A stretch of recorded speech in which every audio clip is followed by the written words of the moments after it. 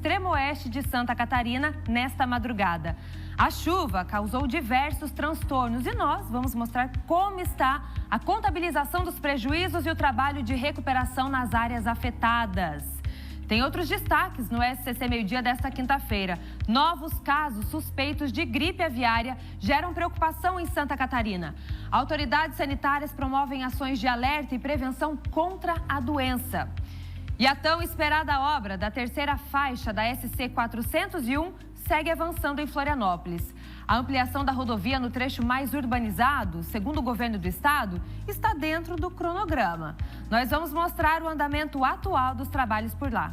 E tem também todos os detalhes da previsão do tempo. Eu vou te contar tudo a partir de agora, aqui no Meio-Dia. Fique com a gente, que estamos no ar.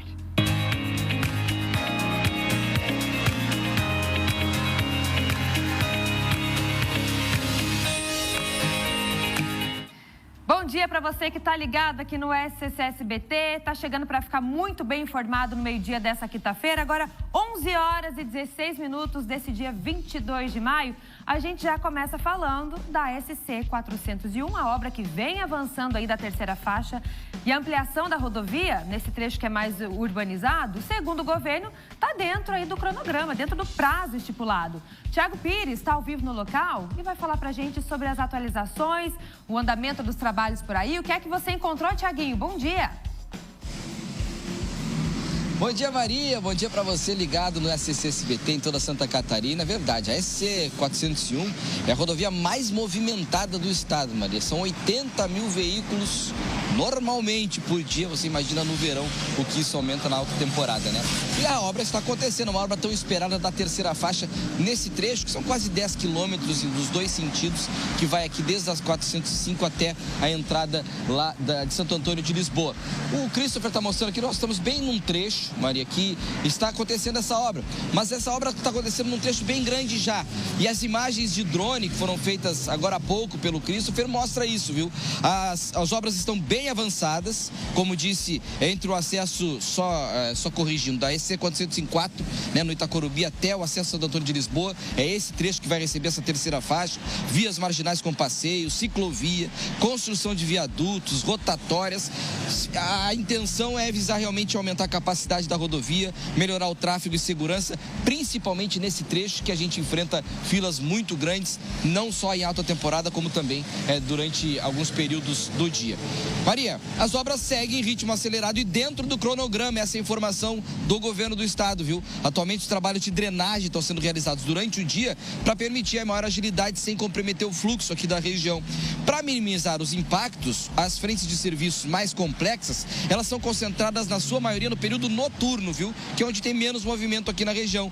Paralelamente, os serviços de limpeza da via também foram intensificados. A intervenção começou aí no dia 17 de março, Maria, e a previsão de término desta obra é de 1 ano e meio, ou seja, nós vamos aí a setembro de 2026, é a previsão de entrega das obras aqui. Mas como já foi relatado, inclusive confirmado pelo governo do estado, está dentro do cronograma e quem passa por aqui, é claro, tem alguns transtornos, principalmente quem precisa acessar a marginal, né? Porque eles estão fazendo uma obra bem grande, ó. Agora há pouco passou um motorista aqui e disse, já tá ruim pra gente fazer a volta. Mas é aquele transtorno, né, Maria? Tudo que é obra exige transtorno. O mais importante é que está dentro do cronograma e vai realmente facilitar muito a vida de quem precisa acessar o norte da ilha, moradores, turistas, todo mundo vai ganhar com isso, Maria. Dentro do cronograma, a gente vai seguir, claro, atualizando sempre para vocês as obras que estão acontecendo aqui. Volto contigo aí.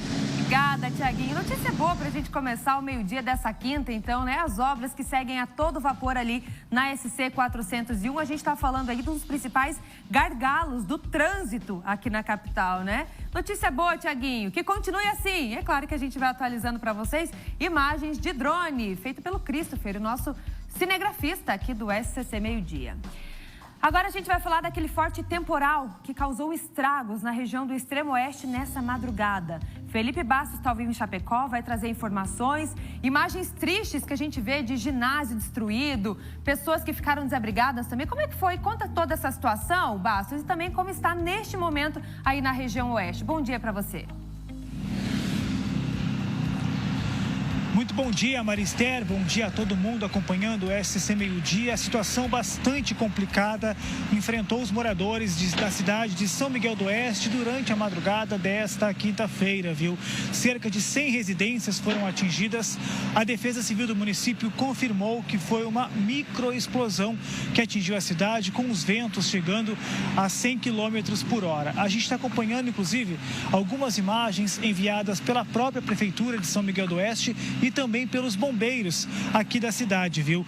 Tivemos registros em diversos bairros da cidade, chuva torrencial que causaram destelhamentos, alagamentos, quedas de árvores, deslizamentos de barreiras e interrupções no fornecimento de energia elétrica. Em algumas situações, a situação é bastante crítica em alguns pontos da cidade, viu?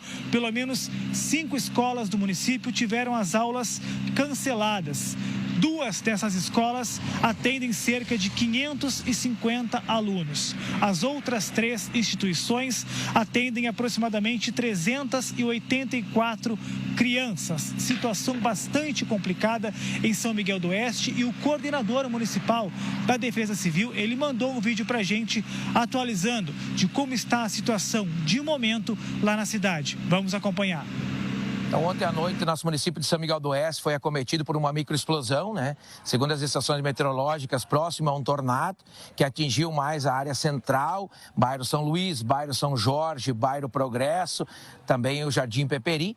Esses foram os mais afetados, com obstrução de vias, destelhamento, a questão de quedas de muros de contenção também e bastante alagamento. Então, foi um índice muito grande, mais de 100 residências na área central e bairros e mais de 50 aí no interior do nosso município. Nós, como Defesa Civil e Corporação dos Bombeiros, a partir das 3 horas da manhã, aí já estávamos trabalhando muito aí para estar amenizando esse acontecido aí com as residências, com a distribuição de lonas. Então, a gente pede à população também que pode ligar tanto para o 193 quanto para o 199 da Defesa Civil. Também a questão de lonas, a questão de auxílio também em cortes de árvores também. E além diante de toda essa situação bastante complicada que alguns moradores estão enfrentando por lá, nós tivemos registros também, viu, Maria? Unidades básicas de saúde também foram comprometidas. É claro, a Defesa Civil está fazendo todo aquele levantamento para, durante a manhã ou até no começo da tarde, a gente ter um número oficial de pessoas que foram atingidas por causa dessa microexplosão. Eu vou pedir agora, viu, Maria, para o nosso cinegrafista, o Andrés Rodrigues, para mostrar o tempo agora. Aqui em Chapecó, temperatura 19 graus, mas em vários pontos aqui da cidade a gente consegue perceber uma forte neblina atingindo a cidade de Chapecó, uma cerração bastante intensa. Inclusive, essa forte neblina, viu, Maria, ela está causando alguns transtornos porque a visibilidade acaba sendo comprometida por causa disso. Mas é claro, a previsão completa do tempo a gente confere ainda hoje aqui no SCC Meio-Dia. Fica esse alerta importante também para os motoristas que forem pegar seus carros, que forem trafegar por aqui, para ter atenção redobrada no trânsito, porque em alguns pontos essa neblina está atrapalhando e muito a visibilidade por aqui. Daqui a pouco eu volto com mais informações aqui do oeste do estado. Maria, devolvo para vocês no estúdio. Bom, obrigada, Felipe Bastos. É um alerta que ele já mostrou ao vivo aqui para vocês. Então, tem uma neblina baixa que está lá em Chapecó, na região oeste, pode atrapalhar você, motorista, que vai sair de casa agora. Já fica aí com essa atenção também redobrada. Obrigada pelas informações, viu, Bastos? Navegantes está em alerta por conta de uma infestação de escorpiões. A partir de agora, a cidade está intensificando a vigilância contra o animal. A Cris Pinheira, que tem todos os detalhes. Ô, Cris, então conta pra gente que ações estão sendo feitas por aí e também qual é a orientação para os moradores. Bom dia!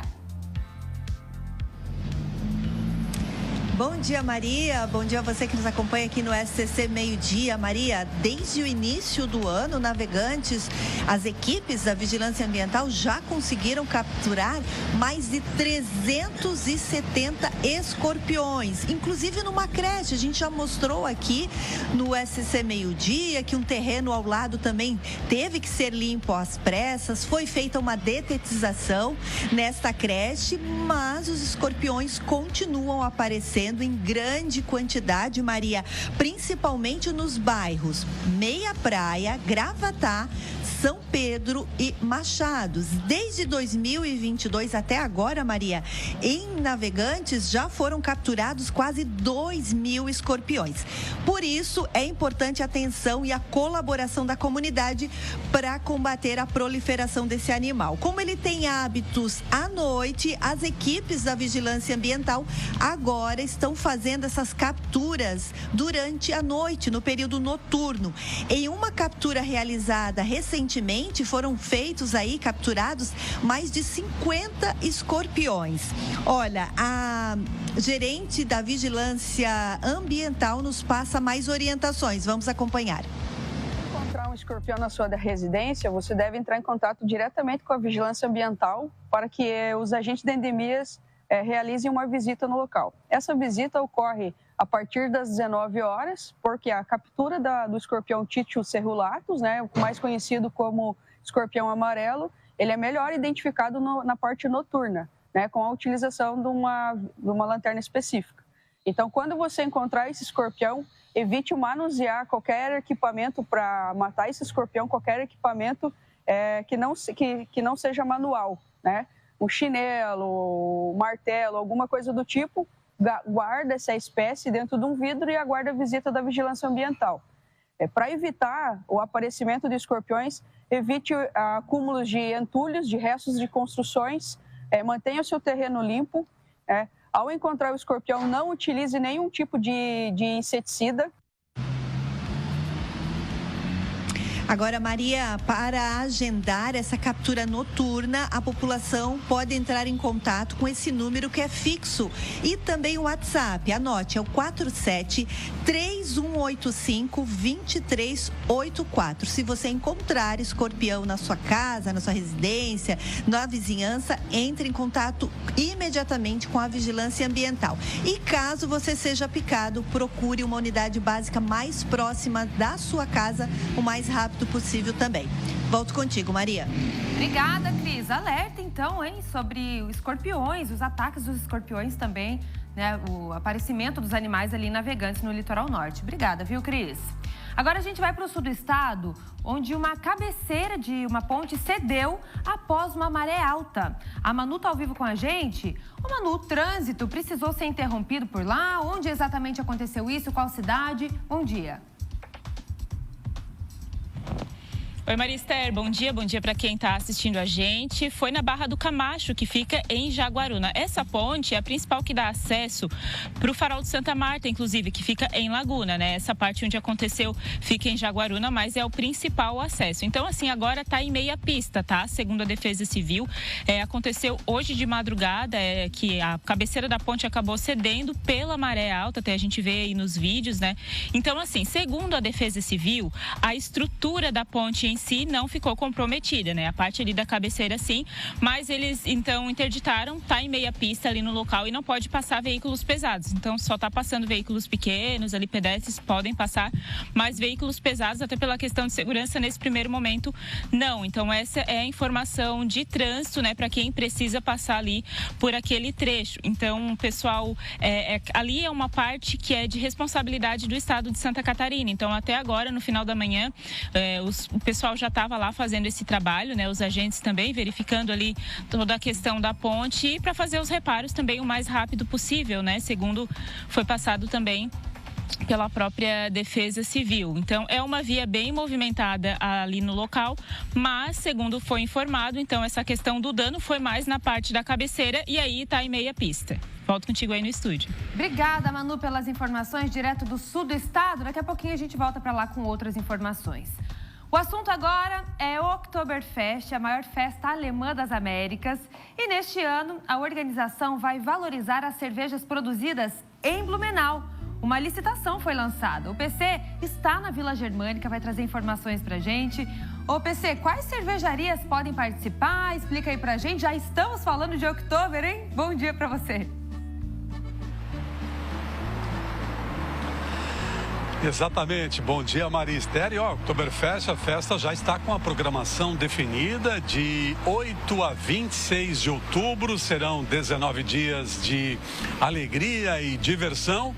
e com chopp 100% made in Blumenau, é que a Oktoberfest, que neste ano chega à 40ª edição, quer sim, Maria, valorizar as cervejarias da cidade, o chopp produzido aqui, ó, na capital nacional da cerveja. Por isso, o edital de licitação lançado nesta semana, que vai contratar as cervejarias artesanais para a festa deste ano e para as próximas edições também, esse edital ele é exclusivo para empresas aqui da cidade.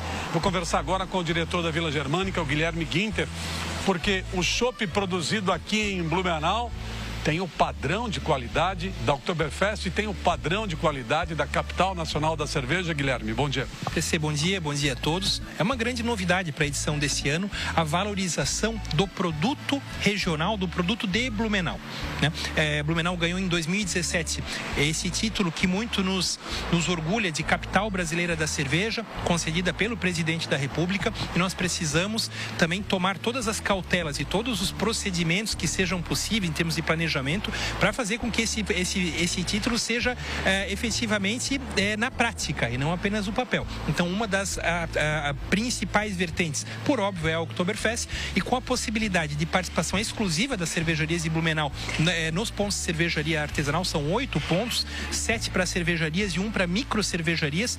As microcervejarias são aquelas que têm produção de menos de 25 mil litros por mês. Então, elas vão poder participar do evento também. Isso tem um papel muito forte, efetivamente, para a valorização da cultura regional. Todos sabem que a Blumenau tem cervejarias já desde 1860, então é uma produção muito antiga, naturalmente fruto dos nossos imigrantes alemães, e essa valorização vem num momento muito bom, né, para a gente ampliar, inclusive, a questão de potencial econômico da cidade. Potencial econômico da cidade, valorizar as cervejarias da nossa cidade aqui, e 8 pontos estarão em disputa neste edital de licitação. Quando é que as empresas serão conhecidas as vencedoras? Bom, o edital agora ele foi para a prefeitura para minuta do processo, depois vai para parecer jurídico, abre-se então, com a publicação, abre-se prazo de 7 dias úteis. Então estamos imaginando que a disputa, né, dos pontos deva acontecer em algum momento no final do mês de junho, né, para que a gente possa definir quais as marcas blumenauenses que efetivamente vão estar na festa.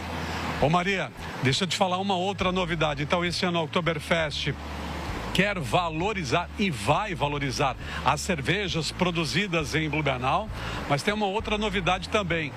Neste ano, as músicas que fogem das tradições germânicas estão proibidas aqui dentro da Vila Germânica. Pagode, funk, sertanejo foram barrados no baile, barrados na festa. É uma decisão da organização desse ano, é para valorizar também a tradição germânica. PC, com toda certeza, a festa, ela está tornando-se conhecida, já é, mas cada vez mais respeitada como festa de cultura germânica, né? Tem que seguir essa identidade, né? E a gente sempre dá um exemplo. Imagina um visitante vindo de São Paulo, né, chegar aqui buscando uma experiência germânica e chegar aqui tocando um funk, por exemplo. Não é preconceito ao estilo, mas é que é uma questão de identidade do evento, né? Assim como os eventos, por exemplo, o Réveillon toca-se apenas sertanejo, assim como no Festival da Cerveja nós temos rock, mas também temos o samba, né? A Oktoberfest ela precisa valorizar essa tradição. Por quê? Mas nós temos, por que não música eletrônica na Oktoberfest, mas música eletrônica germânica, que é algo muito popular? Por que não tocar aquelas músicas que são os clássicos da cultura alemã na Alemanha? E não é necessário que sejam apenas aquelas do século XIX. Nós temos apresentações, bandas tocando estilos muito mais contemporâneos que podem fazer efetivamente esse papel de garantir a Oktoberfest como principal referência germânica do Brasil, e esse é o nosso papel, garantir essa unicidade, essa questão da cultura germânica como essência da festa para o nosso visitante. Olha, a gente já trouxe então 2 novidades da Oktoberfest deste ano, que chega à 40ª edição, viu, Marister? Chopp então com 100% de cervejarias artesanais aqui da cidade, música somente aquelas de tradição germânica, sem pagode, sem funk, sem rock e sertanejo. Tem mais alguma novidade a caminho, que é aproveitar a audiência do público em Santa Catarina? Catarina, do SCC Meio Dia. Alguma grande novidade aí para ser divulgada aqui na tela do SCC Meio Dia, Guilherme? Então, nas próximas semanas teremos várias novidades. A gente vai começar a lançar a programação das bandas internacionais. Lembrando que temos um grande evento que vai comemorar, celebrar os 100 dias para o Oktoberfest no próximo dia 30 de junho. Lá teremos uma série de novidades novas para o mercado, coisas muito boas vindo por aí, né? Fica a expectativa dessa festa. Nós sempre dizemos, PC, a Oktoberfest não é uma festa apenas do blumenauense. A Oktoberfest é uma festa de Santa Catarina. Recentemente estive também num programa da televisão, falei uma frase que repito: durante a Oktoberfest, Blumenau é muito mais feliz e Santa Catarina é muito mais feliz. Por isso que a gente precisa preservar esse produto que é de todo catarinense com muito cuidado, né? Valorizá-lo cada vez mais e transformá-lo efetivamente das maiores manifestações culturais do Brasil e internacional. Para a gente fechar, os preços da festa desse ano já estão definidos? Estão definidos, estamos passando a última análise. Deveremos, dentro de 10 dias, divulgar ao mercado os valores dos ingressos. Questão de cervejas, a gente teria que esperar os editais abrirem, uma conversa com as cervejarias, mas também imagino que a partir de julho nós deveremos ter esse modelo certamente totalmente fechado. Obrigado, Guilherme Guinter, diretor da Vila Germânica. Portanto, de 8 a 26 de outubro vem aí a 40ª edição da Oktoberfest. Nós estaremos aqui para acompanhar, viu? E registrar mais esse evento de muita alegria e tradição germânica. Maria Esther.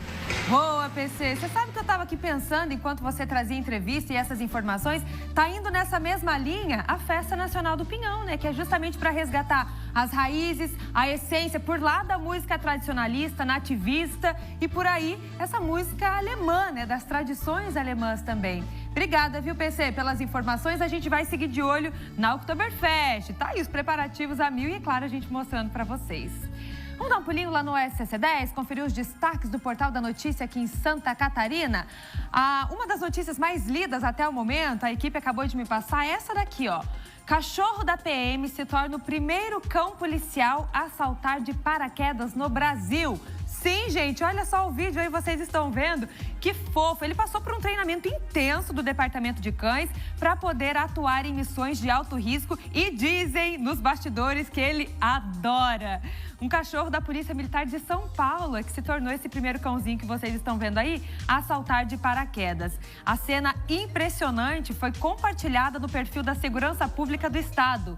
Coyote é o nome dele. Ele é um pastor belga, o primeiro cão de intervenção tática do Brasil a realizar esse tipo de salto. Ele tem várias características que se enquadram na modalidade que ele exerce, né? A estabilidade emocional, a agilidade, a coragem também. Isso tudo eles que explicam, eles que estão convivendo com o cãozinho.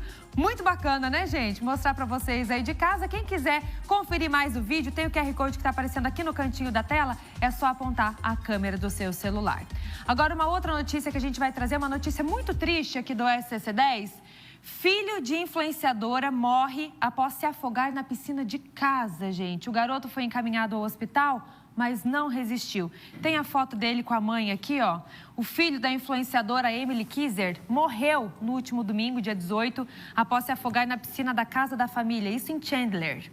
A morte de Trig Kieser, ou Kaiser, de 3 anos, foi confirmada pela polícia do Arizona. As informações são do portal Metrópole. Diz que ela deixou de postar conteúdos já no dia 12 de maio, no dia em que o filho foi encontrado desacordado na água. Aí depois a criança foi levada para um hospital regional em estado crítico, depois de tentativas de reanimação. Ele se agravou, precisou ser transferido para um outro hospital e passou 6 dias internado até a confirmação de morte do menino. Que tristeza, né? O que essa mãe deve estar sentindo? Que Deus conforte o coração dela. Perdeu o filhinho de 3 anos, gente. Se afogou na piscina de casa. Já fica esse alerta para você que tem piscina. Seu filho gosta de nadar, gosta de brincar ali no entorno dela. Alerta para todas as famílias.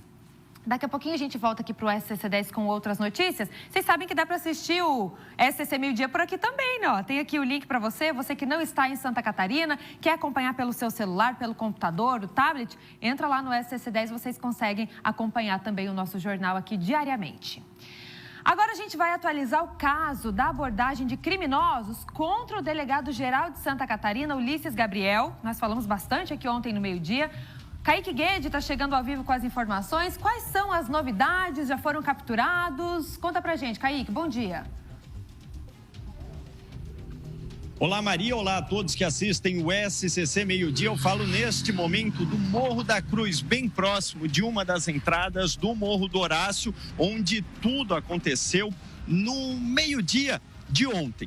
Então vamos relembrar o caso. O delegado-geral de Santa Catarina, Ulisses Gabriel, estava indo até uma entrevista no Morro da Cruz, passou pelo Morro do Horácio quando foi abordado, segundo ele, por 4 criminosos envolvidos em toda a ação. 2 chamados olheiros estavam embaixo do morro, passaram o rádio para 2 que estavam mais à frente. Eles colocaram uma cadeira no centro da via e mandaram aquele gesto característico, o carro desacelerar. Percebendo a ação, o delegado conta que viu um com rádio, outro com uma arma.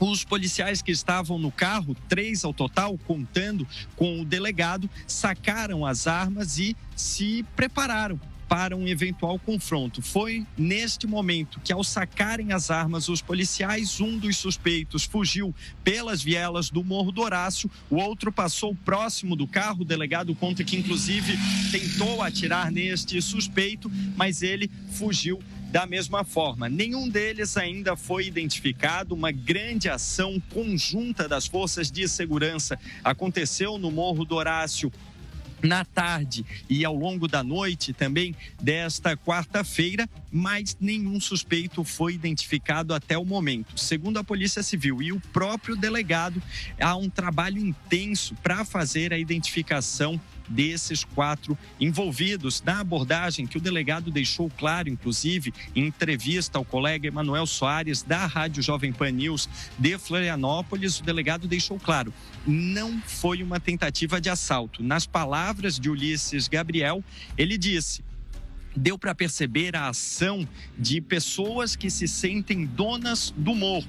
Ou seja, houve um momento de risco, uma situação muito perigosa para a integridade desses 3 policiais, o delegado e 2 que acompanhavam ele durante o trajeto.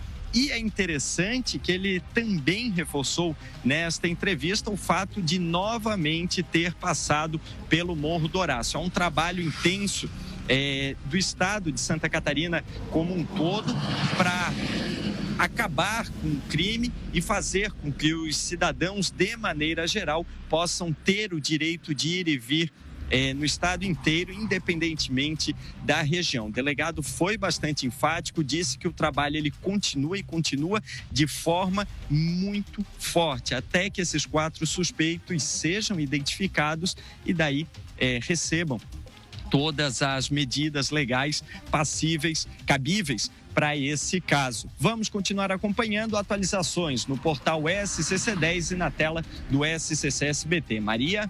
Muito bom, Kaique. Obrigada pelas informações, as atualizações para vocês aqui no meio-dia. Agora, 11 horas e 43 minutos, vocês vão ver a seguir um rompimento de uma adutora que interrompeu o abastecimento de água no bairro Ratones, isso no norte da ilha de Florianópolis. Daqui a pouquinho mais informações e agora tem imagens do tempo. Vamos espiar lá fora?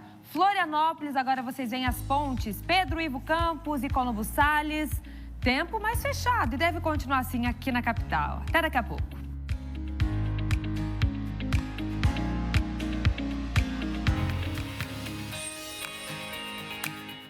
Estamos de volta com o SCC Meio-Dia. A gente vai falar agora de um rompimento de uma adutora em Ratones, na região norte aqui de Florianópolis. Daqui a pouquinho a gente traz esse assunto para vocês. O Thiago Pires está indo até o local para conferir, conversar com a comunidade. Daqui a pouquinho aqui no SCC Meio-Dia. Também em instantes tem o SCC Esporte. A Angélica chega daqui a pouquinho aqui no estúdio para falar da preparação do Criciúma para o jogo, gente, de logo mais à noite pela partida de volta da Copa do Brasil. O Tigre enfrenta o Red Bull Bragantino fora de casa e tem a vantagem do empate.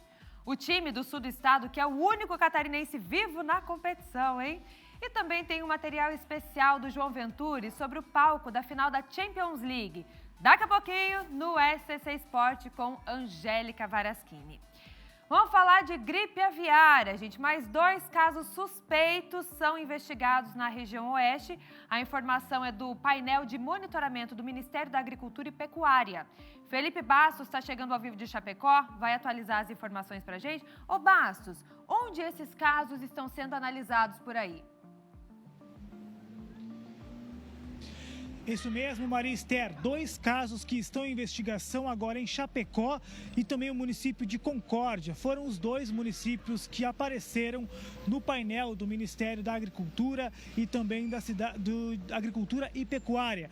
Mas a boa notícia, Maria, é a informação que acabou de chegar, que aquele caso suspeito de Ipumirim, que nós já havíamos noticiado ainda na segunda-feira, foi descartado para gripe aviária. A informação foi confirmada agora há pouco pelo prefeito Valdir Zanella, que publicou nas redes sociais, que recebeu na manhã de hoje, então, a informação da presidente da SIDASC, a Celes Regina de Matos, de que os testes para o caso de gripe aviária em Ipumirim resultaram negativo. Conforme a fala da presidente, não há probabilidade que o fato esteja associado à gripe aviária.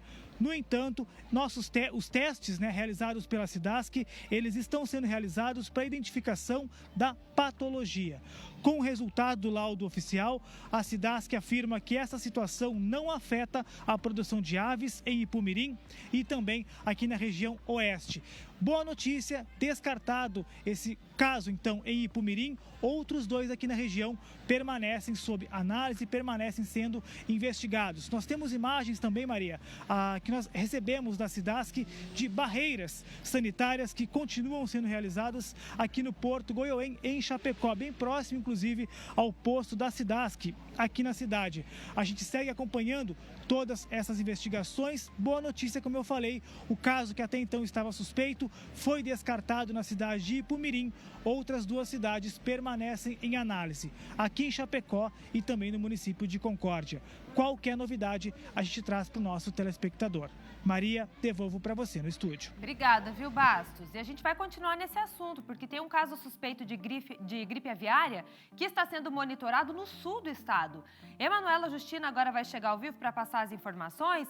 Manu, agora tem uma curiosidade, né? Em qual animal foi identificada essa suspeita? Não foi numa galinha? Oi, Maria. Não foi dessa vez, foi em um quero-quero, que é uma ave silvestre, né? Então, em Garopaba.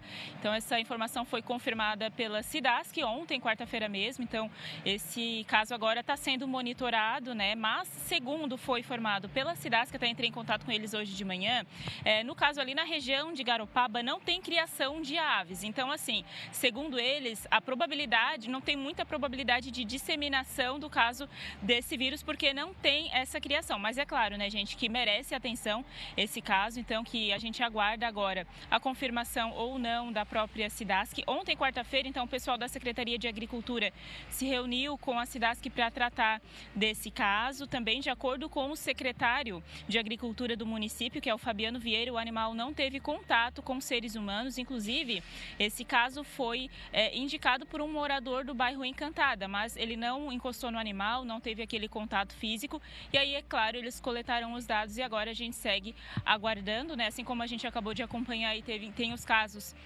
no oeste do estado, que também estão sendo monitorados, e por aqui a gente segue de olho também. E aí a orientação é sempre a mesma, né, da SIDASC, da Secretaria de Agricultura ali do município. Isso vale para todas as cidades. Em caso suspeita, né, se alguém vê alguma ave que tenha suspeita, entrar em contato com eles imediatamente e não tocar no animal, não ter nenhum tipo de contato, porque daí eles vão coletar o que precisa ser feito e aí fazer o monitoramento. E a gente segue acompanhando por aqui essa suspeita, então, que foi confirmada nessa quarta-feira aqui no sul do estado. Maria, volto contigo aí no estúdio. Obrigada, viu, Manu, pelas informações. Vamos seguir de olho. Qualquer novidade a gente traz aqui no meio-dia. Agora, nós vamos falar de mais uma polêmica envolvendo o atendimento a bebês reborn. O caso aconteceu numa unidade básica de saúde de Itajaí. A Secretaria de Saúde, inclusive, já está em alerta e até um projeto de lei foi proposto na Câmara de Vereadores. Olha que ponto tem que chegar, gente. A Cris Pinheiro está chegando com os detalhes. Explica mais sobre essa história, Cris. Mais um caso por aí? Oi, Maria, foi sim. Esse é o primeiro aqui em Itajaí, na região, pelo que a gente sabe, né? Ele aconteceu, na verdade, em janeiro, Maria, mas só veio à tona agora. Aconteceu numa unidade básica de saúde do bairro Itaipava, que atende mais 4 comunidades.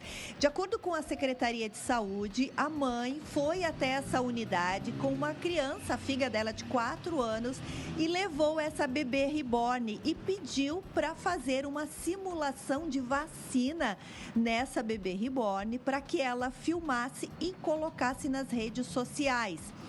Ela falou que, para a unidade de saúde, para os atendentes, que a filha havia pedido para que fosse feita essa vacinação, né? Essa encenação na bebê, como ela também iria tomar a vacina. A princípio, a atendente achou, né? Deve ter achado brincadeira e pediu a carteira de vacinação da criança para dar a vacina na menina, mas a mãe negou e disse que não, que ela teria ido ali na unidade básica de saúde apenas para fazer essa simulação na bebê, gravar e colocar nas redes sociais. Claro, foi impedida, foi informada que não há, né, como fazer um atendimento desse tipo, não pode ser usados insumos do Ministério da Saúde, da Secretaria de Saúde, para fazer encenação. Ela ficou, parece, bastante exaltada, saiu xingando as atendentes ali da unidade de saúde, mas a Secretaria já está em alerta, avisou todas as unidades de saúde para não realizar esse tipo de procedimento e avisar assim que receber essas pessoas, né, nas unidades de saúde com a bebê reborn. Você falou sobre um projeto de lei? Isso. O vereador Beto Cunha entrou na semana passada, protocolou na Câmara de Vereadores aqui de Itajaí um projeto que pede a proibição do atendimento médico a bebês reborn aqui em Itajaí. O projeto ainda vai passar pelas comissões e só depois vai para o plenário para discussão e votação. Mas a gente vai acompanhar por aqui. Maria, volto contigo. Quando a gente pensa que já viu de tudo nessa vida, hein, Cris? Obrigada pelas informações direto do Litoral Norte, região de Itajaí. A população de Joinville está revoltada com a dificuldade para retirar veículos apreendidos no pátio do Detran. Por lá, além da demora para o atendimento, os usuários ainda denunciam a falta de informação por parte da empresa terceirizada que presta o serviço para um órgão de trânsito. Pamela é advogada de uma das centenas de pessoas que reclamam da demora no atendimento para a retirada de veículos do pátio do Detran em Joinville.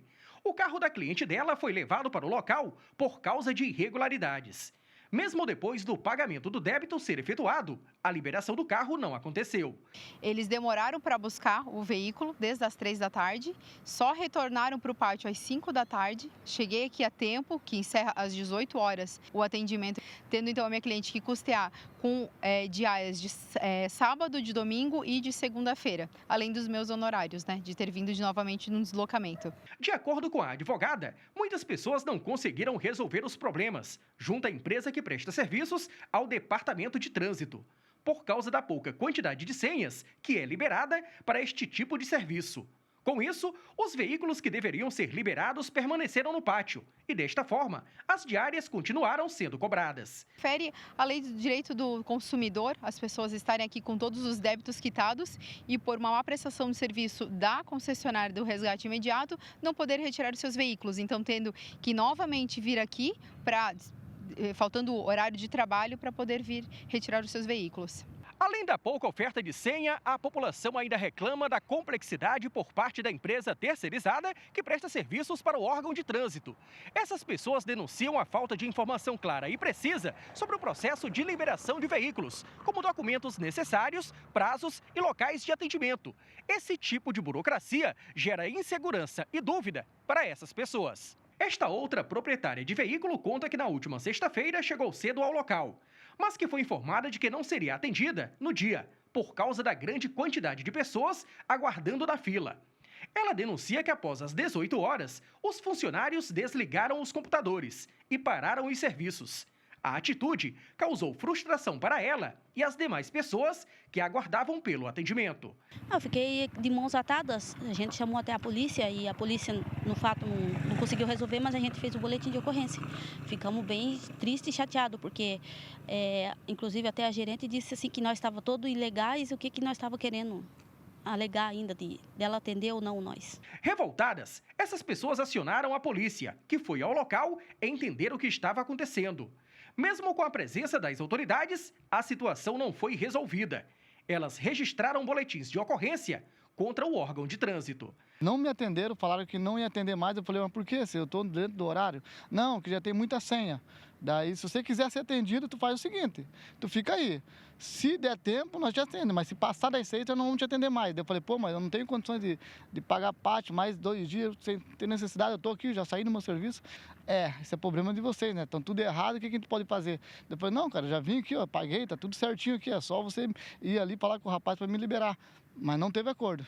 Falaram assim, ó, qualquer coisa, vocês vê o direito de vocês. Tipo, trata a gente como se fosse pior do que lixo, entendeu? Procuramos o Detran de Santa Catarina, que até o encerramento da gravação da reportagem não deu esclarecimentos a respeito do assunto. A Prefeitura de Joinville, que administra o pátio para onde os carros são levados, disse que o Departamento de Trânsito notificou a empresa Resgate Imediato para que preste esclarecimentos sobre a denúncia recebida, devendo informar até que horário houve atendimento e qual foi o horário de encerramento das atividades no dia mencionado. Afirmou ainda que, caso seja identificada alguma irregularidade, serão aplicadas as sanções previstas em contrato. Por meio de nota, o Detran Santa Catarina afirmou que não possui pátios próprios e que somente realiza os leilões de veículos por convênio com os municípios. Afirmou também que a fiscalização de horários de funcionamento e demais atividades do pátio são de competência do município. Segundo o Detran, todas as reclamações sobre as atividades da concessão pública devem ser tratadas diretamente com o município. Agora a gente vai com informações aqui de Florianópolis. Um rompimento de uma adutora interrompeu o abastecimento de água no bairro Ratones, norte da ilha. Tiago Pires está ao vivo e vai trazer as informações para a gente. Ô Tiaguinho, qual foi o impacto do abastecimento de água aí na região? Explica para a gente. Maria, bastante intenso, viu? Aqui o SBT funciona assim, a comunidade chama, foi logo pela manhã, a gente já se dirigiu para cá para saber o que está acontecendo. Nós estamos no bairro Ratones, na estrada Intendente Antônio Damasco. É a geral de Ratones, em toda a 401 é a geral. Está acontecendo uma obra por parte da prefeitura aqui muito grande, viu? Isso a gente pode ver até todos os equipamentos, os carros pararam agora pela questão do horário do almoço, né? Mas todos esses materiais, esses caminhões, máquinas, estão trabalhando o tempo inteiro aqui nessa estrada que vai estar recebendo aqui a drenagem para depois receber o asfaltamento. É a geral aqui. Mas eu vou colocar, antes de mostrar para vocês o rompimento, as imagens que nós recebemos hoje na madrugada de mais um rompimento aqui nesse local. Eu digo mais um porque já é o terceiro ou quarto. Comunidade que não sabe nem dizer exatamente agora em menos de 2 semanas. Coloca as imagens para vocês verem aí, porque essas imagens chegaram para a gente agora durante a manhã. Aconteceu nessa madrugada, finalzinho da madrugada, início da manhã de hoje. E a gente está com essas imagens que vocês estão vendo aí e viemos aqui entender o que está acontecendo, por que esses rompimentos estão acontecendo aqui nesse local. É claro, quando nós chegamos, vimos aqui toda essa obra acontecendo, muitas máquinas passando pelo local e esse local onde nós mostramos aí o rompimento é bem ali, ó. É bem aqui nesse ponto aqui. Vem cá, Christopher, chega comigo, por favor. É bem aqui nesse ponto, ó. Esse local ele já rompeu por diversas vezes, a explicação que foi nos dada aqui, algumas delas foi por questões das próprias máquinas que estão trabalhando, rompendo aqui esse local, e dessa vez, nesta madrugada, foi pela movimentação do solo, novamente um novo rompimento aqui. Só que aí, Maria Esther e todos que nos assistem, rompimento um atrás do outro, não dá tempo de abastecer as residências. A gente está com alguns moradores aqui que relatam, o Pierre que está aqui comigo, relata que tem residências aqui que desde quinta-feira, é isso, Pierre, estão sem abastecimento de água, é isso?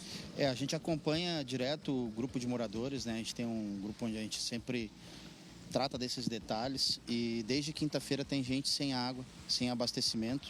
E toda vez que eles param o serviço e a Casan ela reestabelece o serviço de abastecimento de água, né? Estoura mais um cano e normalmente são os mesmos pontos, assim, são bem próximos. E já é uma coisa... Não dá tempo de encher a caixa d'água das pessoas também, né? Historicamente, assim, acontece, assim, durante o ano acontece várias vezes, talvez por ser raso essa parte do cano de abastecimento, né? Você disse que a creche também não está trabalhando 100%, é isso? Minha filha estuda na creche e não está trabalhando 100%. Por conta da água? Por conta da água. E aí, como eles dão um aviso para buscar a qualquer momento, eu nem estou levando ela para a creche. A gente está sem condições porque está sem abastecimento. A senhora também é moradora aqui, é isso? Qual é o seu nome? Sim, Cristina. Cristina, problemas de água também é isso? Eu não, graças a Deus não tenho, que moro num condomínio, mas a comunidade toda está sofrendo com isso. Porque o que a gente vê? Um desalinhamento entre a Casan e a prefeitura, né? Então, eu acho que eles têm que justificar sua existência. A Casan, ela tem que fazer um bom trabalho e não está sendo feito, né? Então, assim, não vamos falar em privatização, mas vamos falar em dignidade, em um trabalho bem feito, porque quem paga imposto, paga com Está acontecendo direto, é isso, né? E está acontecendo direto. Por quê? Porque a prefeitura, que também, né, deveria prestar um bom trabalho, não faz isso. E aí, assim, ó, agora, aquele ponto ali que vocês acabaram... Pode mostrar ali, que o pessoal está trabalhando enquanto ela fala com a gente. Acabaram de filmar, o responsável da Casan acabou de falar que está acontecendo o rompimento por uma causa de... Movimentação de terra, que foi isso? Foi de drenagem. De drenagem. Tá, mas... Então, assim, ó, eles não se comunicam, eles não... A prefeitura e a Casan não estão alinhadas. É isso que vocês estão percebendo? É isso que a gente percebe e a população está sofrendo com isso. Então, assim, se os moradores de Ratones não vão eleger políticos que não estejam aqui dando atenção e fazendo a coisa certa. É a indignação aqui dos moradores que a gente está percebendo, Maria, porque realmente a questão desse rompimento foi só hoje, né? Não é pontual, tem acontecido direto. A gente sabe que é uma obra importante, vai receber o asfaltamento aqui de toda essa estrutura, ao ônibus vindo ali, ó. É isso, é uma avenida principal aqui de Ratones e dá o acesso a todo o fundo aqui do bairro. Inclusive, fica aqui o registro, o pessoal que puder utilizar a vargem pequena para acessar ali a parte final de Ratones, é melhor, porque aqui está o sistema siga e pare por conta de toda essa estrutura. E é isso, os moradores indignados, vocês viram nas imagens aí desse rompimento, algumas casas, quem não tem a caixa d'água, por exemplo, fica sem abastecimento, porque não dá tempo. Assim que começa a pressão, e por nota, já vou dizer isso agora, ó, a Casan informou que está fazendo o conserto da rede de distribuição, já está terminando aqui no momento, e dizendo que o abastecimento foi interrompido para poder fazer o conserto e reforça que ele está retornando. A companhia agradece a compreensão e reforça que as residências com devida caixa d'água não devem sentir a interrupção do abastecimento. E reforça que a partir das 13 horas retorna o abastecimento e por volta das 3, 4 da tarde, se não acontecer nenhum rompimento, as pessoas já vão ter a água em casa. O problema é esse, é que não dá tempo. Quando retorna o abastecimento, rompe novamente e aí as pessoas ficam sem a pressão de água nas casas. O que vocês pedem é que finalize, que a obra é importante, mas tem que ter esse conhecimento, esse carinho parte da Casan, né? Um contato entre a construtora, a empreiteira e a Casan é importante para o planejamento, né, e proteção desses dutos, né? Porque também daqui a pouco asfalta e estoura, aí quebra o asfalto e então vai ser uma obra desnecessária. Perfeito. E a gente já viu isso acontecendo em vários pontos aí. Isso direto acontece, né? Pierre, Márcio, obrigado por conversarem conosco, eles estão aqui representando todos os moradores, Maria. É isso. Comunidade chamou, de manhã cedo, disse, vamos para lá. Estamos aqui em Ratones, obra acontecendo, obra importante, mas isso aqui, como vocês viram nas imagens, não pode acontecer.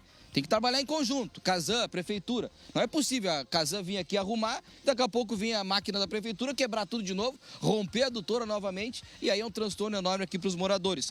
Transtornos acontecem, agora a gente pede que tenha atenção nesse tipo de coisa, porque já não é transtorno.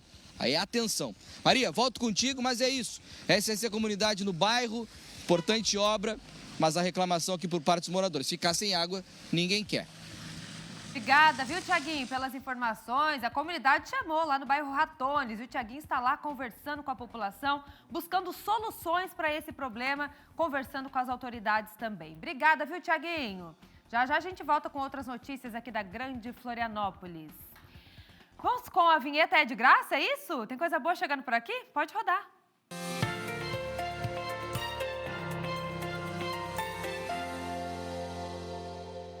E o É de Graça hoje vem de Lages, falando da Festa do Pinhão.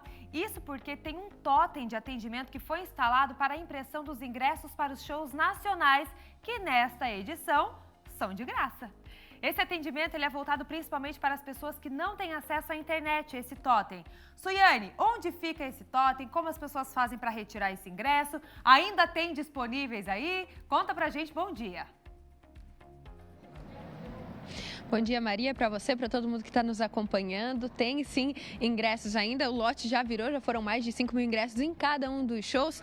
Um total, aí logo o Diogo vai nos trazer, mas já são mais de 30 mil ingressos aí retirados, né? Como você disse, nesse ano os shows nacionais são totalmente gratuitos, vão acontecer lá no Estádio Municipal Vidal Ramos Júnior e aqui na Secretaria de Turismo, que está localizada bem no calçadão da Praça João Costa, onde vai ser concentrado diversas atrações da Festa do Pinhão, Recanto do Pinhão, a sapecada. É bem aqui que o pessoal pode vir para retirar o seu ingresso. O objetivo é justamente esse, auxiliar aquelas pessoas que têm dificuldade, né, no acesso à internet, no uso das tecnologias. Aqui tem o pessoal pronto para auxiliar você a vir retirar o seu ingresso da festa. Eu vou conversar com o Diogo, executivo de comunicação, que vai explicar melhor, né? Essa iniciativa surgiu e já está funcionando. O pessoal já pode vir aqui para retirar o ingresso e tem gente para auxiliar isso. Bem isso, bom dia. Aqui na Secretaria de Turismo, localizada aqui na Praça João Costa, as pessoas já podem vir e fazer a retirada do seu ingresso físico. E o intuito é esse, facilitar esse acesso a esse ingresso. Aqui teve alguma dificuldade de fazer a emissão desse ingresso digital. E como tu bem já comentou, a gente já teve uma marca de 35 mil ingressos emitidos. E o que mais surpreende positivamente é que o turista, ele virá. Então já são mais de 98 municípios que fizeram a retirada desses ingressos. A gente está falando aí de 5 estados brasileiros, que isso só comprova o potencial turístico, tanto da nossa região como da Festa Nacional do Pinhão. Tá certo, e o pessoal já está na expectativa, toda a organização da festa, né? A Prefeitura está preparando tudo nessa edição que é o resgate, né, das raízes da história com atrações gratuitas. Isso mesmo, né? Uma edição bem emblemática, a gente chega a 35 anos de festa, a gente tem esse mote especial que é Raízes, essa edição, onde a gente renova a nossa tradição através da festa. Então essa festa que vai acontecer tanto aqui na Praça João Costa, como também com os shows nacionais lá no Estádio Municipal Vidal Ramos Júnior. Tá certo, obrigado, Diogo. Então fica o recado para o pessoal que ainda não retirou o seu ingresso, que pode utilizar essa outra ferramenta. Então, vindo aqui até a Secretaria de Turismo, no calçadão da Praça João Costa, você pode retirar o seu ingresso para os shows nacionais. Lembrando que é importante trazer um documento oficial, porque os ingressos são retirados por meio do CPF. Volto com vocês. Boa notícia, obrigada, Suiane. O totem lá para a retirada dos ingressos para a Festa Nacional do Pinhão, para os shows nacionais agora, estão disponíveis ali na Praça João Costa. Vamos de esporte agora? A Angélica está chegando por aqui.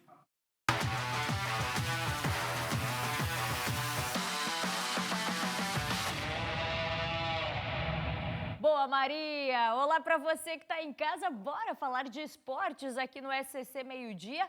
E a gente começa de Champions League. Gente, vocês já não estão contando nos dedinhos, marcando aí no calendário, porque nós aqui já estamos. A gente abriu a contagem regressiva para a grande final da Champions League. Contando com hoje, são 10 dias que faltam para a Champions, aonde vai rolar a grande decisão do melhor campeonato, do maior campeonato de clubes do mundo. É no dia 31, no sábado que vem. E o nosso correspondente João Venturi já está lá na Alemanha, em Munique, onde vai acontecer a final, acompanhando todos os preparativos. João Venturi, conta todos os detalhes pra gente. Daqui 10 dias, o futebol europeu irá reverenciar um novo campeão, que pode ser italiano ou francês. Enquanto a cidade de Munique se prepara para receber os finalistas, a ansiedade para chegar logo o grande dia vai castigando os torcedores. Este francês está confiante e aposta na boa fase que vive o atacante Dembélé. Essa é a melhor temporada da carreira dele, fez muitos gols. Dembélé fez a diferença e nós vamos ganhar a Liga dos Campeões. Já este italiano diz que a Inter é mais experiente. Perdemos a final da Champions e vamos tentar de novo. Com o término do campeonato alemão, a Allianz Arena aguarda para viver o último capítulo da temporada. e também o mais importante. Essa será a segunda vez que a Allianz Arena irá receber a decisão da Liga dos Campeões. Em 2012, o Bayern de Munique tinha vantagem de jogar em casa e contava com quase toda a torcida a favor. Mas o Chelsea veio forte e roubou a cena. O 0-0 no placar durou quase toda a partida, o que deixou o confronto ainda mais dramático. O relógio batia quase 40 minutos do segundo tempo, quando Thomas Müller usou a cabeça para deixar os alemães bem próximos do título. Em casa, seria histórico. Até que 5 minutos depois, Didier Drogba usou da mesma estratégia para igualar. Outra cabeçada indefensável. Com 1-1, o jogo foi para a prorrogação e o herói dos ingleses quase colocou tudo a perder. Drogba fez pênalti em Ribéry. A bola do campeonato estava nos pés do holandês Robben. O goleiro Peter Cech vestiu a capa de Salvador e Robben o papel de novo vilão. Nos pênaltis, o Chelsea foi melhor. Drogba converteu a cobrança derradeira, que deu ao clube de Londres o gostinho de ser campeão europeu pela primeira vez na história. Uma noite que fez milhares de corações alemães chorar. O ex-jogador brasileiro Elber, que defendeu o Bayern de Munique durante 6 temporadas e hoje trabalha como embaixador do clube, viveu uma decepção parecida em 1999, quando o Bayern sofreu uma virada para o Manchester United nos minutos finais.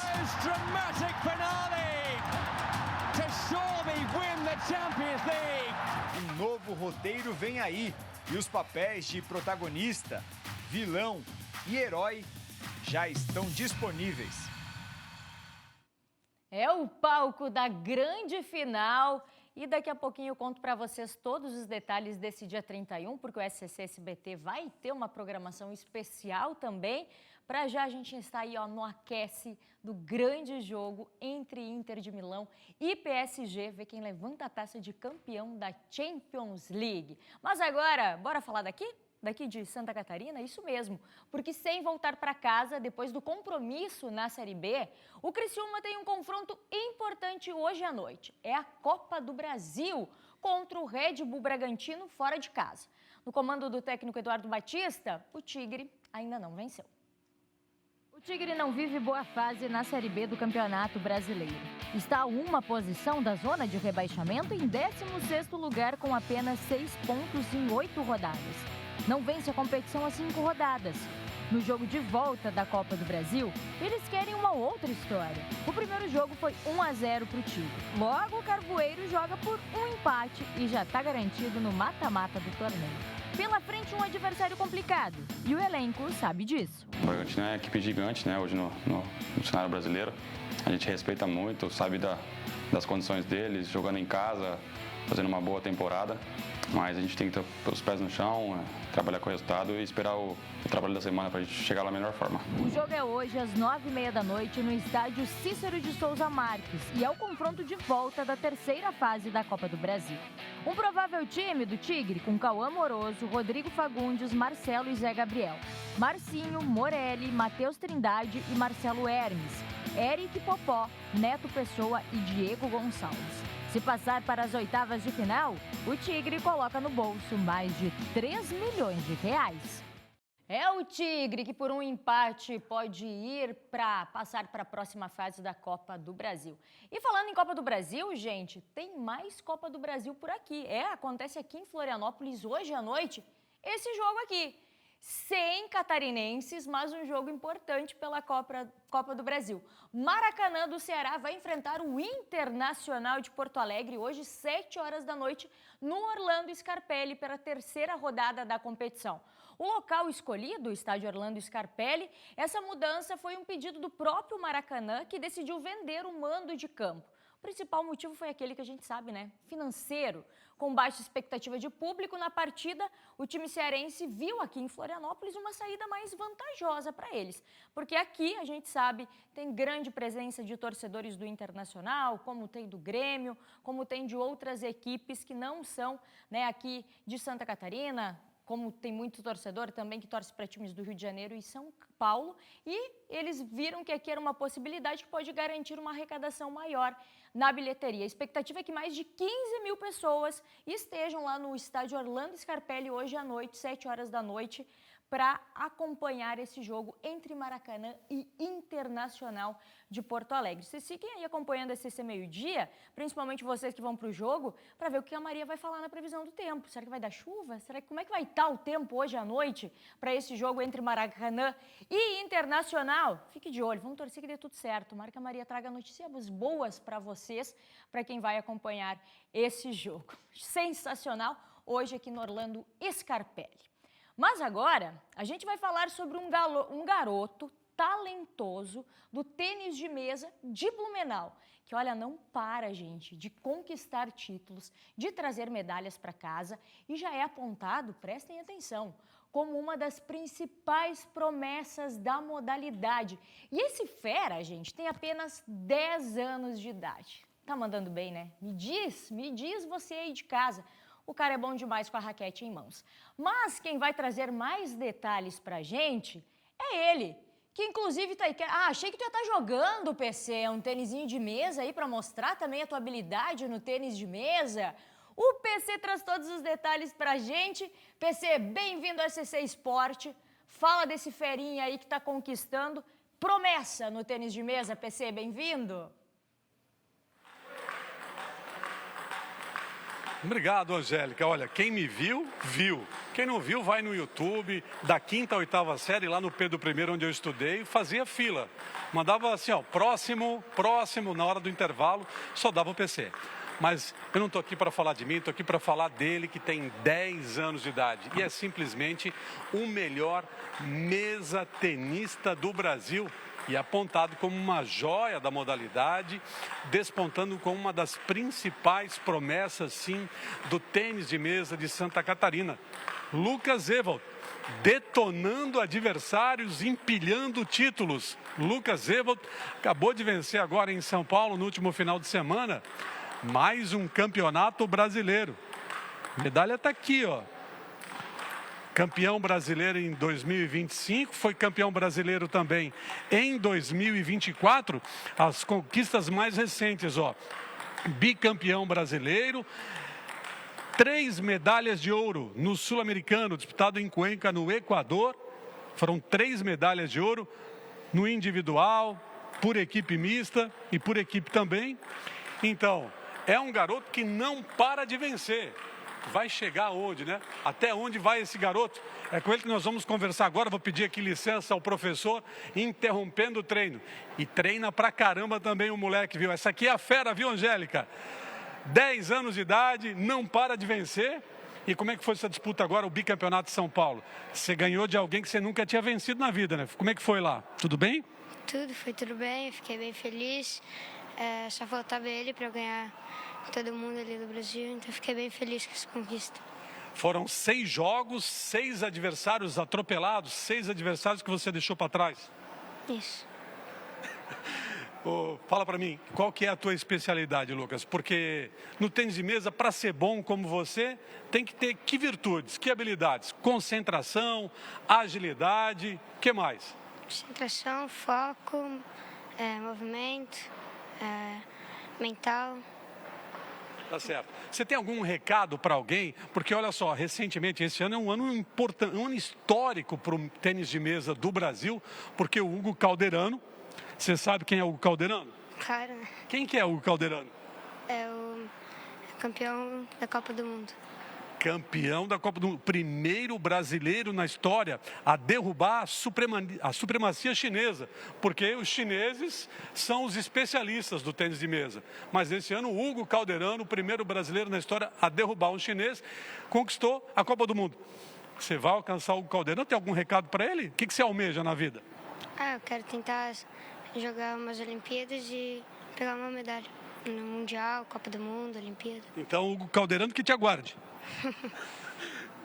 Manda um recado para ele, ó. Tô chegando aí, me espera aí, Hugo Calderano. Não. Respeito acima de tudo. É. Tá certo, boa, garoto. Deixa eu falar com o treinador, então, o Guilherme, que é o homem responsável pela preparação, pelo treinamento. Estava treinando aqui forte, firme, com o Lucas Zévodo. Ô, Guilherme, talento de sobra para esse garoto? Ah, sem dúvida, né? Além do talento, né, ele é muito inteligente, né, muito esperto. E o principal, né, treina regularmente, né? Treina certinho, vem todos os dias treinar, né? Faz o que deve ser feito, né, nos treinos, né? E consegue colocar em prática o que treina, né? Campeão sul-americano em março no Equador, bicampeão brasileiro, e em setembro o Lucas Zévodo vai representar o Brasil no Campeonato Pan-Americano. E aí? A expectativa é gigantesca, né? O Lucas está numa ascendente, né? A cada mês que passa é uma evolução constante, né? Então a gente sempre quer o melhor dele, né? Então o Pan-Americano é um próximo passo. Além disso, né, tem Copa Brasil aqui em Blumenau, tem campeonatos estaduais, né? Que não pode deixar de participar, né? Tudo uma preparação para o Pan-Americano aí, né? Você está viajando direto, você vai para o Equador, o Pan-Americano vai ser... Setembro. Setembro aonde? Guatemala. Ó, você foi para o Equador, vai para Guatemala, e como é que fica a escola? As notas, os estudos? Tem que recuperar, né? Tem que recuperar? Tem que. E a mãe? A mãe está ali, a mãe fica em cima com as notas? Não, a mãe está apoiando mais o esporte mesmo? Ela fala que se eu não for bem na escola, eu não vou me fazer teste mesmo. Boa, mãe. Ô, mãe, vem cá rapidinho, Angélica, rapidinho aqui, deixa eu ouvir a mãe dele. Ô, mãe, você jogava tênis de mesa também? De onde é que vem o talento, esse talento valiosíssimo do Lucas, hein? Tudo bem? Tudo bem. Então, veio dele mesmo. A gente brinca, né? Eu, meu esposo, a gente brincava em casa, mas ele se interessou mesmo a partir do colégio, na hora do recreio, do intervalo, brincando com os amigos. Aí descobrimos aqui e daqui não saímos mais. Faz quanto tempo que esse negócio de tênis de mesa passou a ser o assunto principal da família? Agora em junho vai fazer 2 anos. 2 anos. 2 anos. Para você ver, Angélica, é há pouco tempo, viu? Ele está com 10 anos agora, então... Desde 2023 é que ele começou a levar a sério o tênis de mesa e já é bicampeão brasileiro, já é campeão sul-americano, e falou aí que sonha em chegar a uma Olimpíada, mãe. Com certeza, e a gente apoia, incentiva e estamos acompanhando para isso, e dedicação e foco ele tem. Legal, e esse coração repleto de alegria. Nossa, é demais. Valeu, mãe. Parabéns, tá? Lucas, tô contigo, hein, mano? Tô contigo. Quer mandar um recado pro Hugo Calderano? Quero chegar ao seu resultado. Valeu, professor. Grande abraço, valeu. Angélica, quando você quiser jogar, ó, tá aqui, ó. O Lucas Zévodo pode te dar umas aulinhas, viu? Angélica Varaschini, é com você. Valeu, PC. Sensacional. Gente, vocês viram, o Lucas começou em 2023. E o garoto já conquistou tudo isso em pouquíssimo tempo. Imagina onde esse menino vai chegar. Só tem que tirar notas boas, hein, Lucas? Tem que tirar nota boa, tem que ir bem no colégio, senão amanhã, ó, corta tudo. Valeu, PC. Que honra estar no lado desse bicampeão. PC direto de Blumenau pra gente. Parabéns, Lucas. Que venha mais conquistas aí pra ti. Valeu! Aqui no SCC Esporte a gente gosta de contar a história de campeão mesmo, ainda mais com essa representatividade para o nosso estado. Mas agora a gente vai para um assunto bem importante, porque a Justiça Espanhola confirma a condenação inédita por crime de ódio contra Vinícius Júnior. A sentença foi homologada e é enquadrado como crime de ódio. O João Venturi volta agora aqui no SCC Esporte porque ele acompanhou tudo isso e traz mais detalhes para a gente. A luta contra o racismo no futebol espanhol deu um passo importante e histórico. O Tribunal Provincial de Valladolid emitiu pela primeira vez uma sentença classificando insultos racistas como crime de ódio. 5 pessoas foram condenadas à prisão, todos torcedores do Valladolid, que dispararam xingamentos contra o jogador brasileiro do Real Madrid, Vinícius Júnior, durante uma partida pelo Campeonato Espanhol, disputada em dezembro de 2022. Até então, as condenações eram por crime contra a integridade moral com agravante de discriminação. A decisão desta quarta-feira foi homologada pelo Ministério Público Espanhol. O órgão diz que as ofensas foram registradas por diferentes gravações e que tinha a clara intenção de humilhar e ferir a dignidade do jogador, por razões racistas. Os condenados tiveram como pena 1 ano de prisão, uma multa no valor de R$10 mil e eles estão proibidos de trabalhar nas áreas de educação, esporte e lazer por 4 anos. Para evitar a cadeia, os réus fizeram um acordo onde eles propuseram a não cometer outros crimes durante 3 anos, além de não comparecerem a estádios de futebol também por 3 anos. Essa não é a primeira vez que a Justiça Espanhola tem se posicionado contra crimes de racismo no futebol. Em junho do ano passado, 3 torcedores do Valência foram condenados a 8 meses de prisão pelo mesmo motivo, insultos racistas. O jogador Vinícius Júnior também já deu depoimento contra outros torcedores, agora do Atlético de Madrid, que às vésperas de um clássico em 2023, penduraram um boneco enforcado vestindo a camisa do Vinícius Júnior em uma clara demonstração de ameaça de morte. O testemunho do Vinícius será usado em uma audiência marcada para o próximo mês. 4 torcedores do Atlético, entre 19 e 24 anos, foram identificados e eles vão responder esse processo. De Madrid, João Venturi. Valeu, João. Importante ainda falar sobre isso.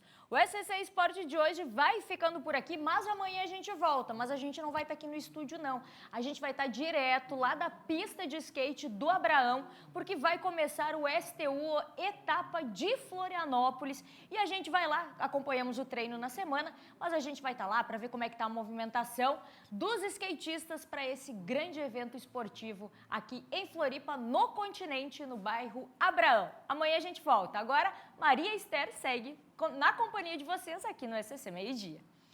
Boa, Angélica. Agora, 12h, 28 minutos. Chapecó já respira tradicionalismo com o lançamento do 21º acampamento Farroupilha. O evento acontece só em setembro, no mês do Gaúcho. Mas a programação completa foi anunciada na noite dessa quarta-feira. E é claro que a nossa equipe do SCC-SBT acompanhou tudo e conta agora pra gente. Prepara a cuia e o chimarrão, porque vem mais uma edição histórica do tradicional acampamento Farroupilha de Chapecó.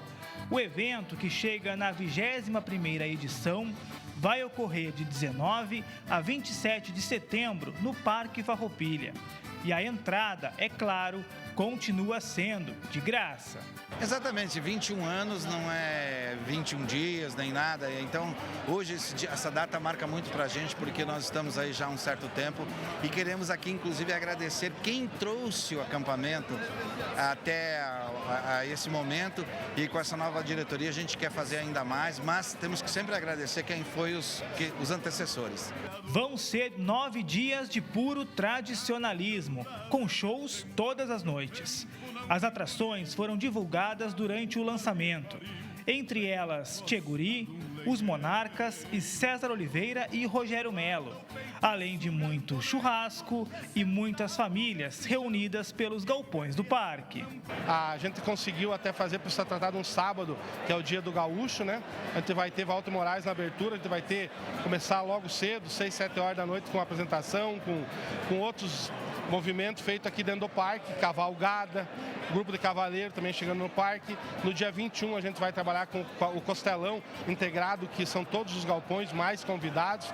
Acredito que passe de 80, 100 costelões, entendeu? Então a gente está trabalhando para isso.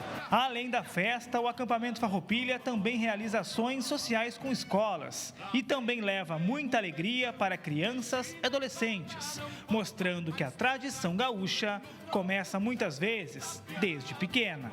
56 galpões fixos, certo? Esses galpões estão aqui já há 15 anos, que antigamente o nosso acampamento era itinerante. Hoje estamos aqui há 15 anos já nesse local, né, com 56 galpões e para nós é uma satisfação dizer que todo ano o nosso acampamento é um local só. Nós somos únicos em ter um parque Farroupilha dessa maneira. Então se aproxega, pega o teu mate e te prepara. De 19 a 27 de setembro, todos os caminhos te levam ao Parque Farroupilha, porque um dos maiores eventos tradicionalistas está prestes a começar. O que ele tem em Campo e Res nunca foi dele, amigaço. E se um dia sobra um pedaço, Que maravilha, mas bah, que festa boa, hein, Bastos? Claro que a gente vai estar lá acompanhando o acampamento Farroupilha em Chapecó. Vamos fazer uma pausa por aqui? Tem imagens, vamos espiar lá fora do tempo? Como é que tá a praia de Estaleiro, ali em Balneário Camboriú? 18 graus neste momento, ó, hoje tá mais fresquinho, hein? Vai continuar assim, tempo mais fechado e burrado, tem até uma chuvinha por lá, hein? Até daqui a pouco tem a previsão do tempo, hein? Já, já.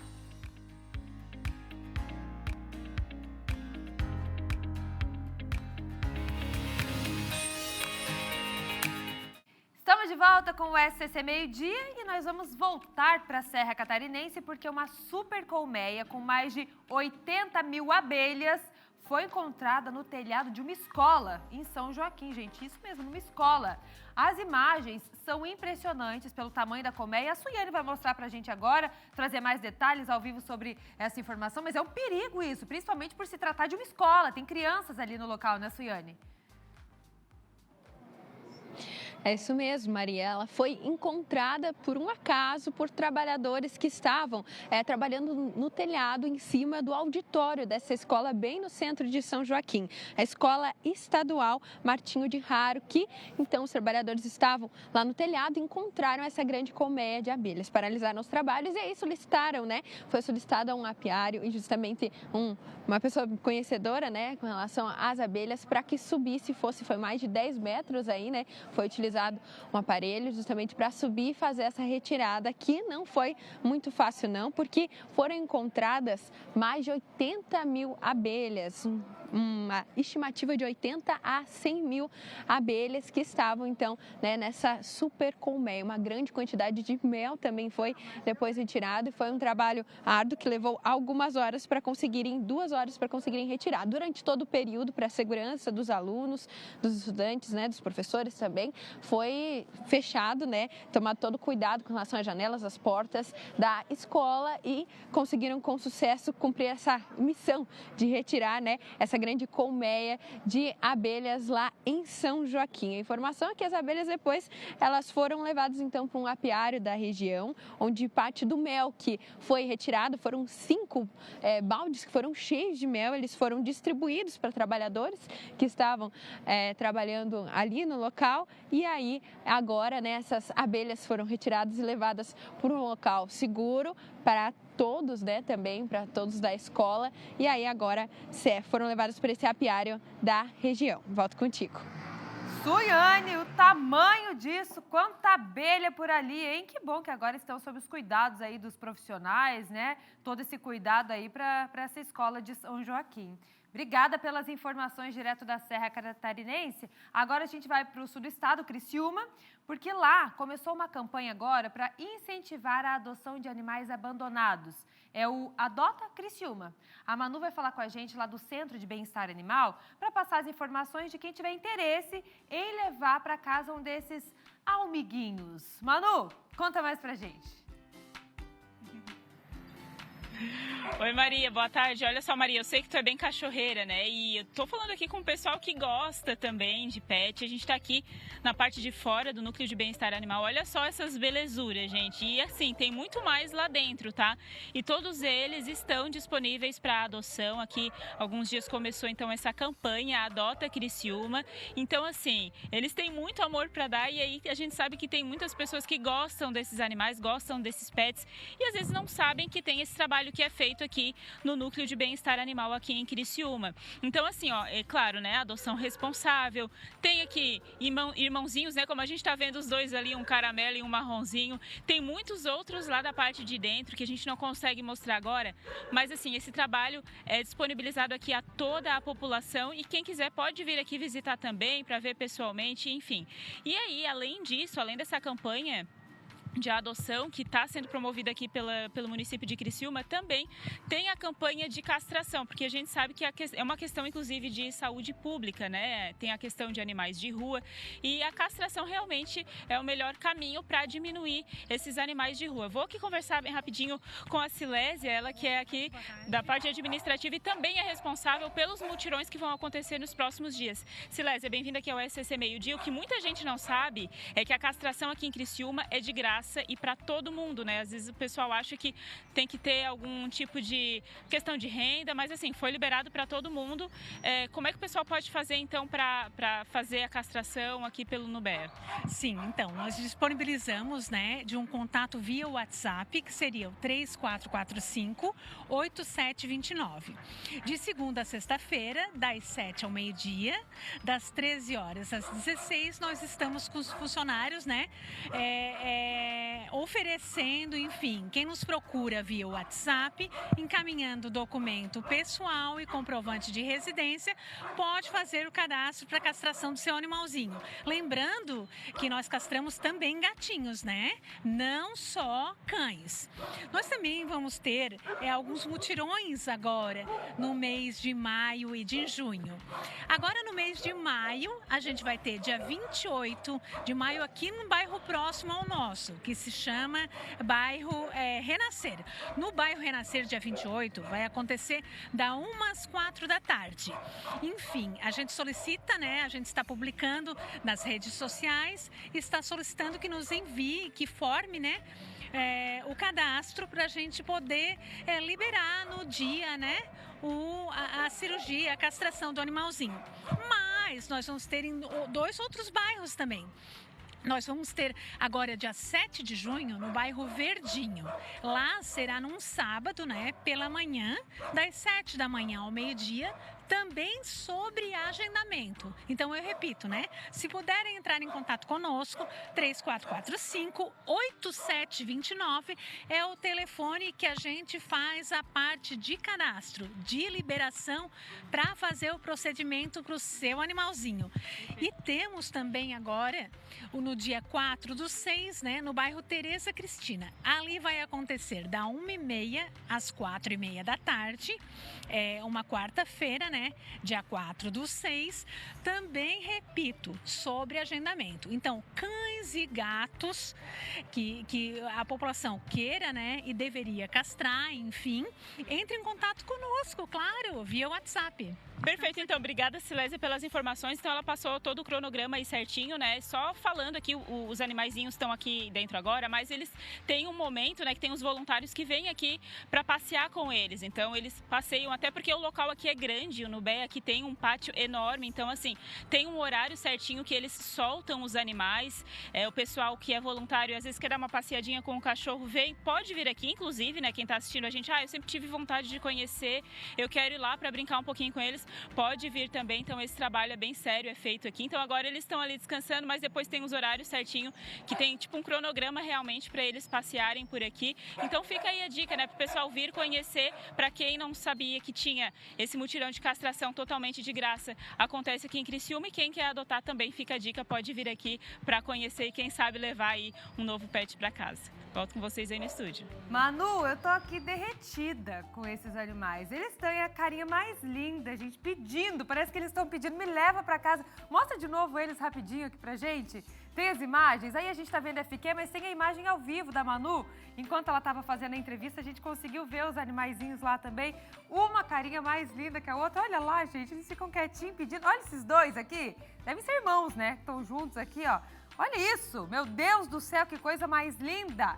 Esse cachorro tá lá em Criciúma para você adotar. Claro, lembrar de adotar com responsabilidade. Lá em Criciúma tem a castração gratuita. A Manu acabou de falar pra gente. Coisa mais linda, gente. Que eles encontrem uma boa família, um bom lar para eles viverem. Eu sou apaixonada por cachorro. Meu Deus, se eu pudesse, já falei, vou repetir, se eu pudesse, eu teria todos na minha casa. Se eu tivesse espaço, tivesse tempo, dinheiro para cuidar. Obrigada, viu, Manu? Que a gente tenha conseguido ajudar também, né, esses cachorrinhos aí, as famílias que querem adotar. Vamos falar com o Kaique Guedes sobre uma manifestação pela reabertura da emergência do Hospital Universitário, que está fechada desde maio de 2023. O Kaique está chegando ao vivo por aqui. Ô, Kaique, qual é a situação por aí no momento? Explica pra gente. Olá, Maria. Olá a todos que assistem o SCC Meio-Dia. O que mais chama a atenção é que, segundo diversos relatos, trata-se de uma emergência pronta, estruturalmente falando, e com funcionários, mas que não está atendendo a população não só de Florianópolis, mas de toda a região metropolitana da capital de Santa Catarina. Lembrando que a única emergência pediátrica, ou seja, especializada no atendimento de crianças em Florianópolis, é o Hospital Infantil. Portanto, olha só a magnitude desta situação. Por isso acontece um grande ato neste momento e eu vou conversar com a Juliane Pascoaloto, que é diretora do Sintufsc, uma das entidades aqui à frente deste movimento. O que pedem todos os presentes? Bom dia a todos, eu sou Juliane. Então, em nome do Sintufsc, do Sindicato dos Técnicos Administrativos, o que a gente pede é a reabertura da emergência com portas abertas já. Nós entendemos que um hospital universitário, né, onde atende a necessidade de diversos estudantes, medicina, enfermagem, precisa ter um espaço em que os estudantes tenham aulas práticas, né, e possam se formar atendendo as crianças. E hoje, quando chega uma criança com alguma situação de emergência, alguma situação mais grave, ela acaba sendo orientada a ir para o hospital infantil ou, como já aconteceu, né, entra pela emergência de adultos, né? Mas a gente sabe os riscos porque não está adaptado o material, né, para atender uma criança entrando pela emergência. Ou, como já aconteceu, foi orientado as pessoas a entrarem, pegar elevador, subir para o primeiro andar, onde tem uma internação infantil que acontece, né, que atende as crianças a partir do referenciamento das UPAs, né? Então a gente acha que para a população isso é um grande risco, né, uma negligência, né, se não atendimento às crianças e para os estudantes também. Nós temos trabalhadores que estão há anos dentro da emergência trabalhando, que têm expertise, né, e que sabem atender as crianças e que estão todos espalhados dentro do HU, né, em outros setores também. E a gente entende que isso é muito ruim para o hospital, né, não aproveitar a expertise dos trabalhadores e não valorizar o atendimento às crianças. Temos um espaço ali reformado recentemente, há menos de 2 anos, onde foi adaptado para atender crianças, que está totalmente fechado. E o que a gente sabe é que ele está apto a abrir e atender. Então, é uma decisão da gestão do hospital que não abre esse espaço. Temos escala já de trabalhadores em plantão, né? E então a gente precisa estar aqui pressionando para que se reabra essa emergência e para que volte, né, ao funcionamento, ao atendimento das crianças, para que menos situações de risco com as crianças aconteçam aqui em Florianópolis. Juliane Pascoaloto, diretora do Sintufsc, portanto, muito obrigado. Agora, Marcos Pessoa, secretário de comunicação da UFSC, qual é o posicionamento da Universidade Federal de Santa Catarina? Bom dia, Kaique. Bom dia aqui para a nossa audiência. É importante que as pessoas saibam que o hospital universitário aqui da nossa universidade, né, embora seja uma estrutura vinculada à UFSC, há 10 anos ele é administrado por uma empresa, né, uma empresa brasileira de serviços hospitalares. Então, a gestão do HU não é mais feita pela universidade. Então, nesse sentido, né, a reitoria da UFSC concorda com o ato aqui. De fato, no nosso entendimento, o HU já reúne as condições para a reabertura desse serviço. Na data de ontem, o nosso reitor, professor Irineu Manuel de Souza, esteve em Brasília, onde ele está até esse momento, reunido com o presidente nacional da IBSER, levando também essa reivindicação pela reabertura imediata. A IBSER alega que para fazer essa abertura é necessária a contratação de pelo menos 6 novos médicos, né? Mas não se compromete com essa contratação. Agora em junho teremos um novo concurso e a IBSER ainda não se comprometeu. Então a administração da universidade está ao lado aqui do ato. A gente entende que esse serviço é um serviço fundamental, não só para a comunidade, mas também para as características de hospital e escola. E a gente endossa então essa reivindicação da nossa comunidade. Muito obrigado, Marcos Pessoa, secretário de Comunicação da Universidade Federal de Santa Catarina. Em nota, a EBSER, que é a Empresa Brasileira de Serviços Hospitalares, informou que, junto com a Secretaria Estadual de Saúde, aqui de Santa Catarina, então, ela está em tratativas sobre este assunto. Nós iremos acompanhar, aguardamos novas atualizações e, claro, em caso de qualquer nova manifestação, atualizações no portal SCC10 e no SCC-SBT. Maria? Obrigada, Kaique, pelas informações. Agora, 12h47, a gente vai com a previsão do tempo.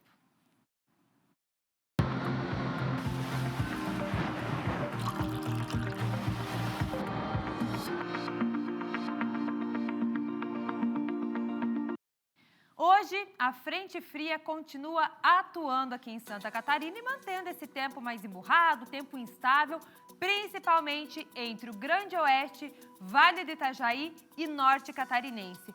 Isso não quer dizer que a gente não deva ter essa instabilidade aqui nas outras regiões. Inclusive aqui na Grande Florianópolis, Kaique ao vivo mostrou que está chovendo aqui na capital, né?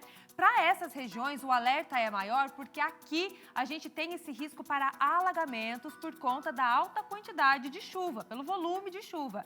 Nas outras regiões, essa instabilidade aí ela é um pouco mais moderada, viu? E aí, gente, vocês podem ver também que as temperaturas hoje não sobem tanto, justamente pela instabilidade. Então, a gente tem 18 de máxima no extremo oeste, oeste catarinense, meio oeste hoje tem 17 graus de máxima, na Serra não passa de 15, a Suiane estava ao vivo ali com um casacão de lã batida.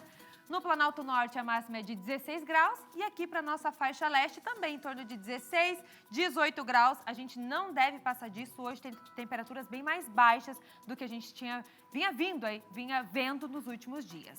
Agora, amanhã, aí essa instabilidade nesta sexta-feira diminui em comparação aos dias anteriores, mas ainda assim o tempo continua fechado em todas as regiões. Da Grande Florianópolis até o norte do nosso estado, a circulação marítima traz condições para chuva fraca ao longo do dia, mas ainda assim uma chuvinha em alguns momentos. Na região oeste, a sexta-feira tem predomínio de sol e nuvens, mas a partir da tarde aí tem mudança. Por lá tem previsão de chuva com trovoadas a partir da tarde, como eu disse. No amanhecer, as temperaturas ficam aí entre 10 e 14 graus em todo o nosso estado, com valores ainda menores na Serra. Já à tarde, as máximas devem ficar entre 15 e 20 graus e esquenta um pouquinho mais na região oeste. Chapecó, que amanhã deve chegar aos 22 graus. É a região que mais esquenta na sexta-feira. Criciúma tem máxima de 20 graus amanhã. Floripa, 18. Blumenau também 18 de máxima. Joinville, máxima de 18. E Lages, 13 graus, não deve passar disso nessa sexta-feira. Temperaturas bem mais baixas, com instabilidade ao dia de preparar aquele casaco, aquele cobertor também. Previsão do tempo para vocês, agora a gente vai trazer política aqui para nossa conversa. Roberto Azevedo já está chegando por aqui e eu vou para lá para bater um papo com ele. Roberto Azevedo, boa tarde para você, tudo bem? Tudo bem, Maria Esther, e você? Tudo tranquilo? Ótimo, tudo Friozinho, bem. Né? É bom, né? Friozinho, é bom, né, gente? Roberto, vai continuar, viu? Vai continuar nos próximos dias. Que bom. Boa tarde para todo mundo. Vamos lá então, Roberto, seu primeiro assunto de hoje. Bom, o governador Eduardo Leite, um presidenciável, lançou a pré-candidatura à presidência da República ontem no Rio Grande do Sul e à noite esteve em Santa Catarina para participar desse encontro promovido pelos líderes empresariais, o grupo LIDE. Na realidade, ele veio falar sobre sustentabilidade e também sobre oportunidades e desafios para o sul do país e o futuro do Brasil. Ora, para quem é pré-candidato à presidência da República, presidenciável, o tema mais do que importante.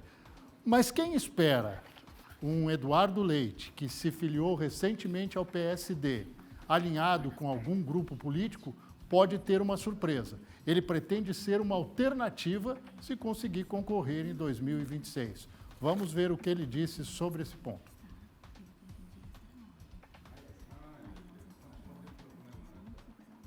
Passe a brigar com os problemas. Essa é a minha luta, né? Então, nas eleições de 2022, eu não declarei apoio a nenhum dos candidatos, nem a Lula, nem a Bolsonaro, porque não me sinto representado por nenhum deles. E acho que o país precisa encontrar um caminho alternativo. Essa é a minha luta, é pelo que eu vou trabalhar ao longo desses próximos meses para fortalecer um caminho de alternativa para o Brasil, de um projeto de país que rompa com essa polarização.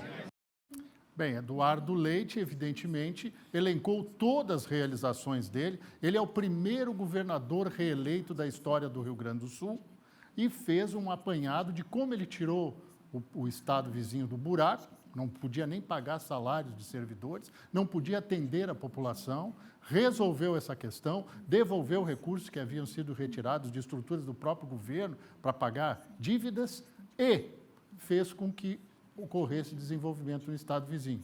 Só que aí veio aquela tragédia climática do ano passado, está completando um ano agora, mais de 180 mortos no Rio Grande do Sul, sem contar, evidentemente, todo o processo de destruição de patrimônio, né? pessoal e também do Estado. Mas eu perguntei ao presidente da Assembleia, Júlio Garcia, que estava presente, que é do PSD, mesmo partido agora de Eduardo Leite, se isso já era uma pré-campanha. E ele e o presidente do LIDE falaram sobre esses temas. É muito cedo para a pré-campanha. O evento é um evento para discutir o desenvolvimento sustentável, discutir os problemas de Santa Catarina, conversar sobre o Rio Grande do Sul também, a região sul. Acho que é muito cedo para a campanha. Acho que a campanha é o ano que vem. Por enquanto tem que trabalhar. Rio Grande do Sul e Santa Catarina juntos formam a maior economia do Brasil fora de São Paulo. Então, do ponto de vista de mercados regionais, o PIB de R$1 trilhão, que é fruto desses dois estados, é absolutamente relevante e determinante para o crescimento. Até diria que, considerando São Paulo já bastante maduro em termos de crescimento, não só somos essa segunda posição, a primeira fora de São Paulo, mas talvez a com maior potencial ainda de crescimento e de expansão. Pois bem, quem também participou desse evento foi o ex-vice-governador e ex-governador do Rio Grande do Sul, Ranolfo Vieira Júnior, ele que hoje é o presidente do Banco Regional de Desenvolvimento do Extremo Sul, BRDE, e disse que o banco, que a instituição, está preparada para gerar investimentos e progresso para a região. Vamos dar uma acompanhada. O ano passado batemos o recorde aí, quase 6 bilhões de reais em negócios, e aqui é importante que eu traga esse dado para vocês, tudo a ver com a discussão de hoje, sustentabilidade. 82% dos negócios realizados pelo BRDE no ano de 2024 estavam ligados ao menos a um dos objetivos de desenvolvimento sustentável, ou seja, efetivamente o BRDE é um banco de desenvolvimento, é um banco verde, como a gente costuma dizer.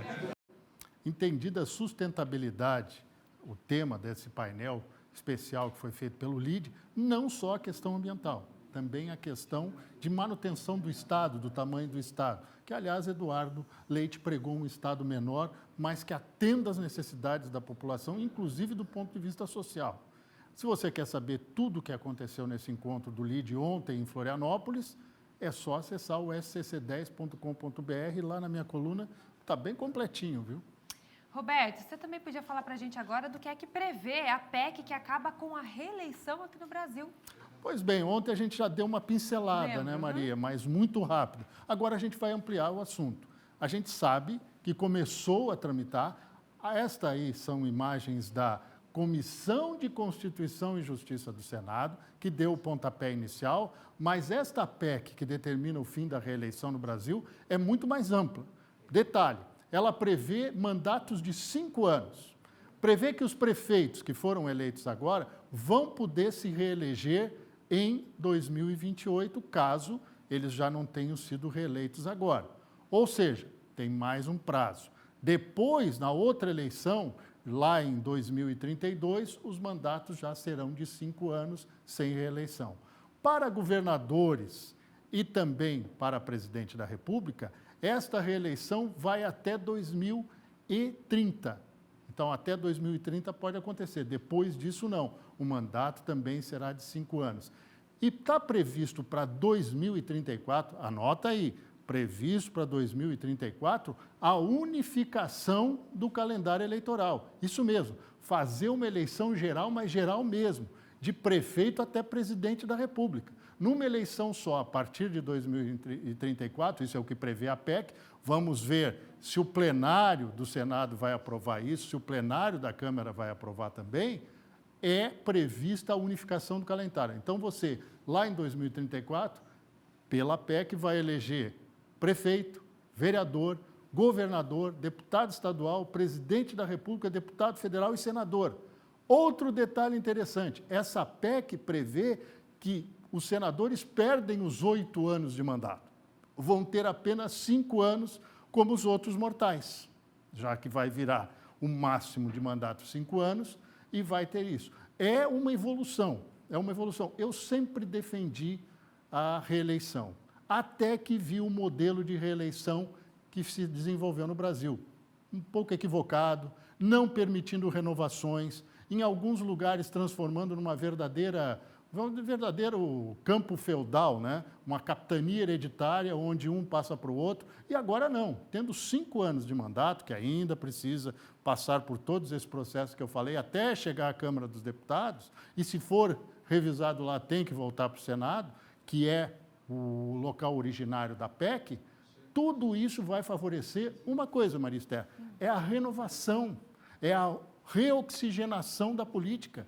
Porque se o indivíduo é presidente da República, ou governador, ou prefeito, e só vai ficar 5 anos no cargo sem reeleição, ele vai ter que trabalhar para fazer o sucessor.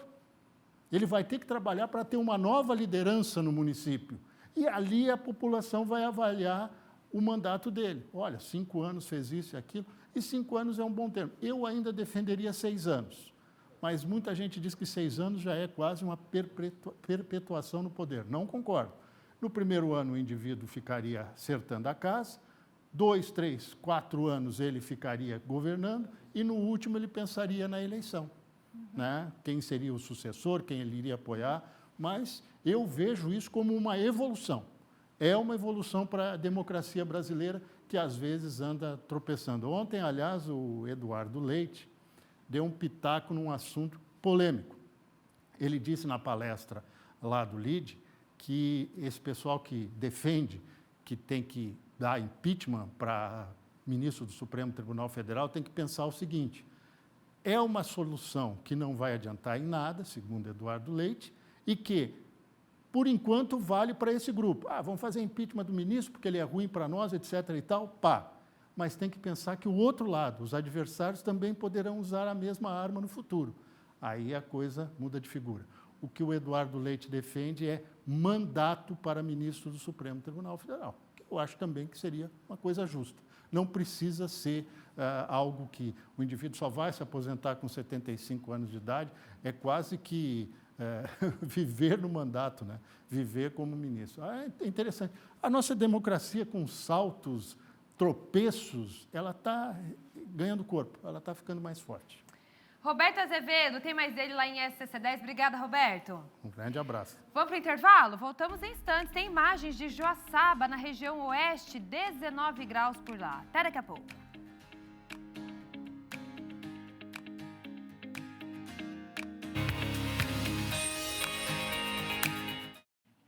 Estamos de volta com o SCC Meio-Dia dessa quinta-feira e agora nós vamos falar de uma oportunidade de emprego na área da saúde. Em Itajaí vai acontecer um mutirão para a contratação de técnicos de enfermagem. E se você ficou interessado, a Cris está chegando por aqui para trazer todos os detalhes.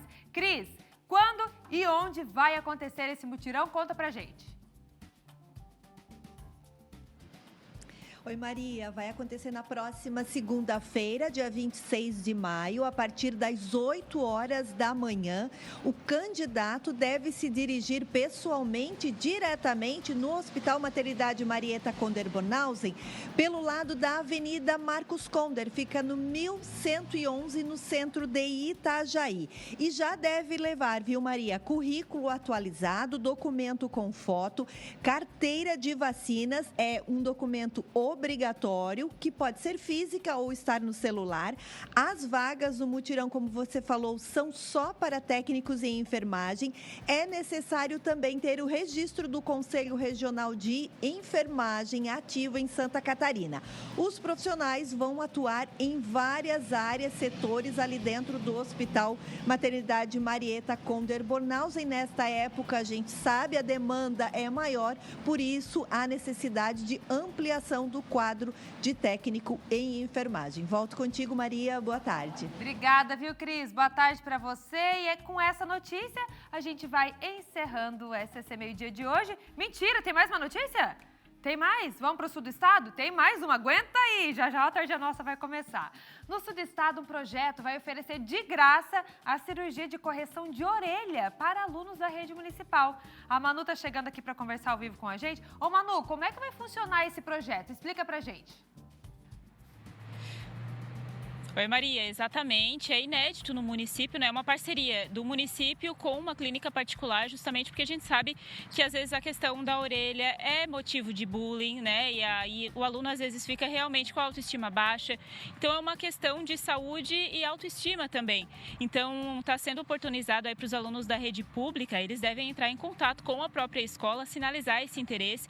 Inclusive a gente tem uma fala da secretária de Educação do município, que é a Mariluce Rodrigues, falando sobre esse contato, né, que eles vão ter e também já avisando os pais para sinalizarem aqueles que têm interesse em fazer o procedimento. Olha só. Então, nós já estamos na fase de levantamento, já fiz reunião com os nossos diretores, já instruímos, né? Estamos já fazendo esse levantamento para ver esse número de alunos, para que o doutor Raulino possa já se organizar para fazer o primeiro atendimento e a primeira consulta com todos esses alunos. Claro que todos os pais precisam estar devidamente informados, né? Os pais precisam assinar um termo, né, de compromisso, né, como realmente estão de acordo com esse projeto. Então, só reforçando, né, uma campanha, uma iniciativa realmente para combater o bullying e elevar a autoestima, então, desses alunos da rede municipal. Os diretores já foram informados, então, os alunos que tiverem interesse, as famílias, é só sinalizar, então, na diretoria de cada escola da rede municipal de Araranguá. Volto contigo aí no estúdio. Que legal essa iniciativa, viu, Manu? Obrigada pelas informações direto do sul do estado. Uma boa tarde para você. E a gente vai encerrar agora com um convite da Júlia Matos para o Tá Na Hora Santa Catarina, que é às 6h30 da tarde. Olha só. Esse convite é para o povo especial do SCC Meio-Dia, para você, Marister. Fica aqui o convite de todo o coração para vocês assistirem o Tá Na Hora Santa Catarina desta quinta-feira. Estaremos com todos os repórteres espalhados pelo estado, com os maiores destaques do dia e, claro, uma reportagem especial.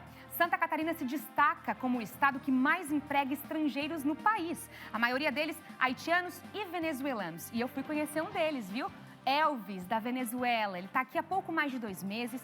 Foi empregado em uma barbearia e mudou a sua vida, viu? Eu conto tudo pra vocês no Tá Na Hora Santa Catarina, junto com o meu querido Cleiton Ramos. A gente espera lá.